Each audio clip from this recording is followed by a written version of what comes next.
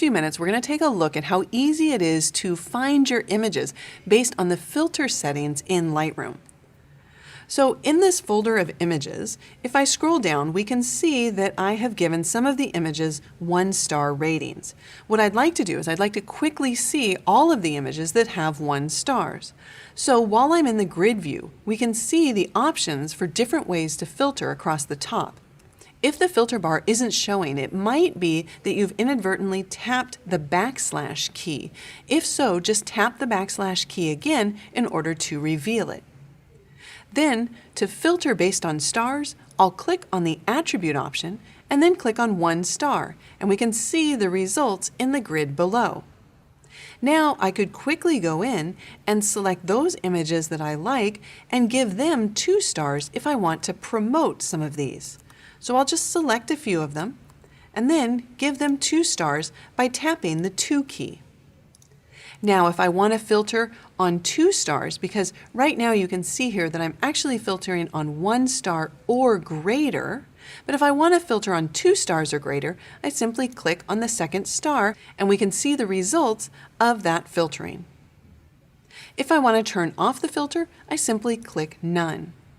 Of course, I can filter on a folder of images, or I can filter on all of my photographs.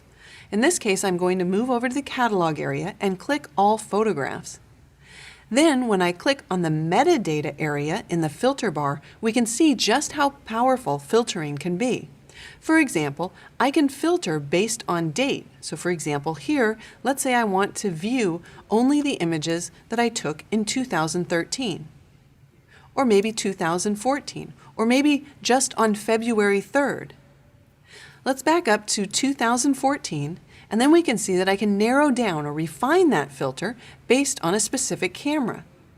And then I can refine it even further, maybe on a specific lens. And you can see that there are a number of additional options that we can use to filter, and we can even add additional columns if needed. In fact, I can also add the text or attribute option. So maybe I want to keep all of these filters, plus I only want to see those images that are 2 star or greater, and Lightroom shows me the results right here below.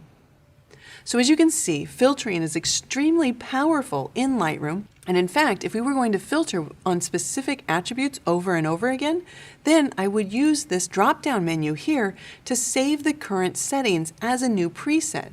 Once we do this, it would go ahead and add it to this list so I could quickly filter with specific items over and over again.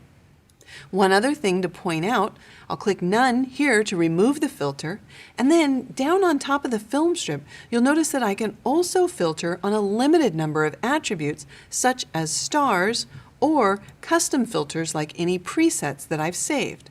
And the reason that you can filter in 2 different areas is because when you move to the other modules, like the Develop module, if you've forgotten to filter the images before you move to that module, this filter strip right here remains constant throughout those other modules, so that you don't have to continuously move back to the Library module in order to filter your images.